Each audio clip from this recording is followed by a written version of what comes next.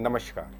गहरी बात में आपका स्वागत है। संस्कृत कैसे साइंटिफिक सिस्टमैटिक लैंग्वेज है, कैसे ये सीकर्स लैंग्वेज है और कैसे ये लैंग्वेज विदाउट डिक्शनरी है। यह दुनिया की एकमात्र सबसे ज़्यादा प्रचलित ऐसी लैंग्वेज है जो कि कम्युनिकेशन लैंग्वेज के अलावा इसको ह्यूमन प्रोग्रामिंग लैंग्वेज की तरह भी बनाया गया है। संस्कृत को समझने के लिए हमें तंत्र विज्ञान और साधना विज्ञान को समझना पड़ेगा। जब हमारे ऋषि मुनि साधना में बैठे तो उनको मूलाधार चक्र पे 4 ध्वनि सुनाई दी, व श स श। एक्चुअली ये चक्र जो होते हैं ये ग्रंथियों के समूह होते हैं और जैसे मोबाइल में बहुत सारे फीचर्स होते हैं वैसे हमारे शरीर के भी बहुत सारे फीचर्स होते हैं और ये जो हमारे फीचर्स होते हैं ये हमारे हार्मोन्स के कारण होते हैं और हार्मोन्स ग्लैंड से बनते हैं। तो जब हमारे ऋषि मुनि साधना में बैठे तो उनको मूलाधार में 4 ध्वनियाँ सुनाई दी, व श स श।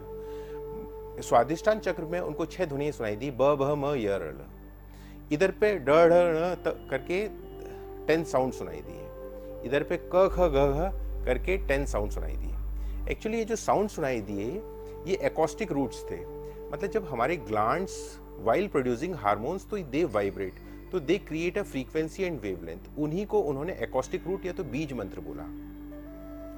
अच्छा, ये जितने भी साउंड्स थे इनसे संबंधित, ये एक हार्मोन से संबंधित है, एक ग्लैंड की वाइब्रेशन से संबंधित है और इनके कारण हमारी वृत्तियां भी होती हैं। जैसे क से आशा, ख से चिंता, ग से चेष्टा, है ना। जैसे मणिपुर चक्र में हमारी वृत्तियां हैं लज्जा, पिशुनता, ईर्षा, विषुप्ति, है ना। तो ड से लज्जा, ड से पिशुनता, ण से सुषुप्ति, तो इस तरीके से हुआ।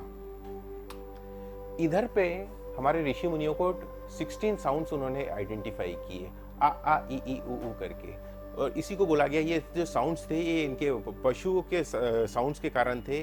जैसे और ये थे सा रे गा मा पा ध नी सा, अहम फट ओ वसत वो औसत, स्वाहा नमा विष और अमृत। जैसे जितने भी जीव जंतु होते हैं सभी अपने विचार, अपनी फिलॉसफी को व्यक्त करने के लिए उन्हें कुछ स्वर और कुछ व्यंजनों की जरूरत पड़ती है। चिड़िया का काम कुछ थोड़े से ही स्वर और व्यंजन से काम हो जाता है, जैसे चा ची चू में चल जाता है। जो थोड़ा ज़्यादा मन विकसित होने वाले प्राणी हैं उनको कुछ ज़्यादा स्वर और व्यंजनों की जरूरत पड़ती है।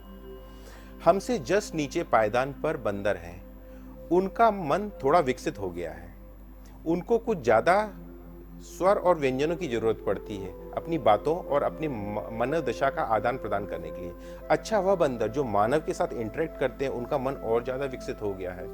एक बार क्या हुआ, 2 बंदर लखनऊ में एक बिल्डिंग के ऊपर बैठे थे और आपस में बात कर रहे थे। तो एक बंदर ने दूसरे बंदर से कहा, देख ये जो ठेले वाला जा रहा है, अपन ऐसा करते हैं इसके केले उठा लेते हैं। तो दूसरे ने कहा कि ये जो केले वाला है इसने ठेले के नीचे डंडा छिपा रखा है, कल मुझे बहुत बुरी तरीके से मारा था। तो देखो इस तरीके से क्या है, अब उनका मन जो है व्यापक होता चला जा रहा है। एक समय योग साधना द्वारा जब सतयुग था, हमारे ऋषि मुनियों का मन इतना व्यापक हो गया कि उन्हें 36 व्यर और 16 स्वरों की आवश्यकता पड़ी। क्योंकि देखो अभी जो भी सबसे ज्यादा प्रचलित भाषा है, जैसे अपन इंग्लिश को ही देखें तो उसमें टोटल मिलाकर 26 स्वर और व्यंजन होते हैं, जबकि संस्कृत में 50 से भी अधिक होते हैं। हमें इतनी high class high power language की जरूरत इसलिए पड़ी क्योंकि सनातन युग में सत्य और धर्म का विस्तार हो रहा था। धर्म मतलब डूज एंड डोंट्स का विस्तार हो रहा था। मेंटल लेबोरेटरीज में हमारे ऋषि जो काम करते थे मेंटल लेबोरेटरीज करते थे, अनलाइक ये आजकल की जो फिजिकल लेबोरेटरीज होती हैं। सत्य को डाउनलोड का काम किया जा रहा था, उसको आधार मानकर भौतिक विज्ञान, सोशल साइंसेस जैसे Ayurveda, political science, economic science के साथ उसको रिलेट कर रहे थे। उसके लिए हमें एक एग्जॉस्टिव सिस्टमेटिक लैंग्वेज की जरूरत थी। उस जमाने में जो भी विज्ञान थे, जो भी भौतिक विज्ञान साइंस जैसे पॉलिटिकल साइंस, चिकित्सा विज्ञान, ये सब गॉड सेंटर्ड फिलॉसफी के अंतर्गत आते थे, तंत्र आधारित थे।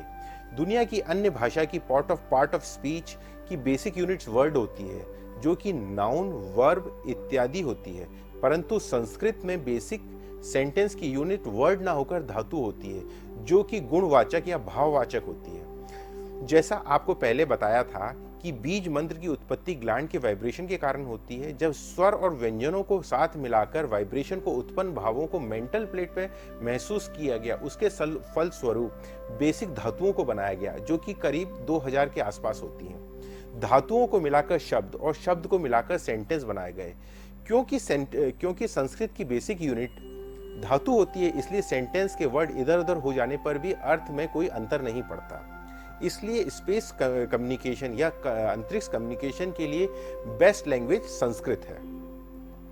संस्कृत के जैसे और भी बहुत सारे लाभ हैं और गुण इस प्रकार हैं। जैसे ये जो लैंग्वेज है, Sanskrit is the language without dictionary. Without dictionary इसलिए क्योंकि इसको एक्सपांड किया जा सकता है, बस धातुओं को आप एक्सपांड करते चले आओ विथ रेस्पेक्ट टू लिंग, पुरुष, विभक्ति, लकार, इनको एक्सपांड करते जाओ और नंबर वर्ड्स बनते जाएंगे।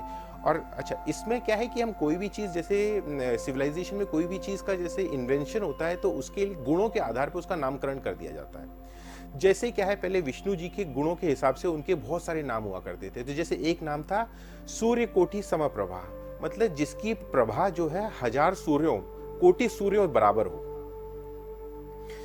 है ना। और जैसे ट्रेन, जैसे हम जिसको कहते हैं ना रेलवे, ट्रेन जो होती है, ट्रेन को बोलते हैं लोहपद गामिनी, मतलब उसके गुण के आधार पे उसका नाम। अच्छा, संस्कृत जो भाषा है ये एक तांत्रिक लैंग्वेज है। तांत्रिक मतलब सिस्टमेटिक लैंग्वेज है। अच्छा, इसको यूज करने से माइंड का एक्सपांशन होता है और इंसान एलिवेटेड हो जाता है। जो इस भाषा में ट्रांजैक्शन करते हैं उनके साथ ये तो देखा ही जाता है। अरबों के आने से पहले भारत की राष्ट्रभाषा संस्कृत ही थी। अच्छा, जर्मनी की 14 यूनिवर्सिटी में संस्कृत पढ़ाई जाती है। संस्कृत को लंदन व आयरलैंड के कई स्कूलों में कंपलसरी सब्जेक्ट बना दिया गया है। नासा के वैज्ञानिकों के अनुसार जब अंतरिक्ष ट्रैवलर्स को मैसेज भेजते थे तो उनके वाक्य में वर्ड्स उलट जाते थे। इस वजह से मैसेज का अर्थ ही बदल जाता था। लेकिन कई भाषाओं का प्रयोग किया गया, लेकिन हर बार यही समस्या आई। आखिर में उन्होंने संस्कृत में मैसेज भेजा, क्योंकि संस्कृत के वाक्य उल्टे हो जाने पर भी उनका अर्थ नहीं बदलते हैं। संस्कृत बहुत ही सरल, सिस्टमेटिक व इंट्यूटिव लैंग्वेज है। यदि इसको सिस्टमेटिकली अप्रोच करते हो तो, अन्यथा यह बहुत विशाल व अजीब प्रतीत होती है। संस्कृत की सबसे बेसिक यूनिट एकॉस्टिक रूट होते हैं, जिनको हमने बताया था कि ग्लैंड्स के वाइब्रेशन से जो प्राप्त होते हैं। इन्हीं से हमारे स्वर और व्यंजन बनते हैं। इन दोनों स्वर और व्यंजन को मिला के धातु बनती हैं। धातु मतलब रूट साउंड्स। अच्छा, धातुओं से ही शब्द का निर्माण होता है। जब धातु पे के आगे प्रीफिक्स लगाया जाता है, आगे पीछे सफिक्स लगाया जाता है, जिसको बोला जाता है उपसर्ग और प्रत्यय। जैसे मान लो एक रम धातु है, तो रम धातु से कितने सारे हम है ना शब्द बना सकते हैं, कितने सारे वर्ड्स बना सकते हैं। तो दो तरीके के वर्ड्स होते हैं। एक होते हैं नेम रिलेटेड वर्ड्स और एक होते हैं action related words. Name related words इनको हम नाउन बोल सकते हैं और एक्शन रिलेटेड वर्ड्स जिनको हम वर्ब बोलते हैं। तो जैसे हमारे पास है रम धातु। रम धातु से हम बना सकते हैं नाउन रिलेटेड वर्ड्स लिंग के आधार पे, वचन के आधार पे और विभक्ति के आधार पे। और verb related, action related words हम बना सकते हैं लकार के आधार पे, लकार, वचन और पुरुष। अच्छा, ये जो लिंग होते हैं ये 3 प्रकार के होते हैं। वचन 3 प्रकार के, विभक्ति 4, लकार 10 प्रकार के, वचन 3 प्रकार के और पुरुष 3 प्रकार के वर्ड्स बन सकते हैं। ये विभक्ति होती है रिलेटेड टू नेम कॉन्टेक्स्ट, और जो लकार होते हैं action performed with respect to time.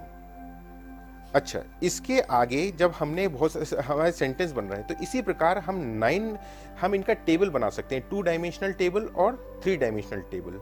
जब हम नाउन रिलेटेड का टेबल बनाएंगे तो ये 3 डायमेंशनल टेबल बनेगा, जिसमें एक्स एक्सिस पे विभक्ति रहेगी, वाई एक्सिस पे वचन रहेंगे और जेड एक्सिस पे लिंग रहेगी। वैसे ही जब हम वर्ब का टेबल बनाएंगे तो एक्स एक्सिस पे लकार, वाई एक्सिस पे वचन और जेड एक्सिस पे पुरुष रहेंगे। तो इस तरीके से हमें 3 डायमेंशनल टेबल हमारे पास बन जाएगी इनसे जो प्राप्त वर्ड की।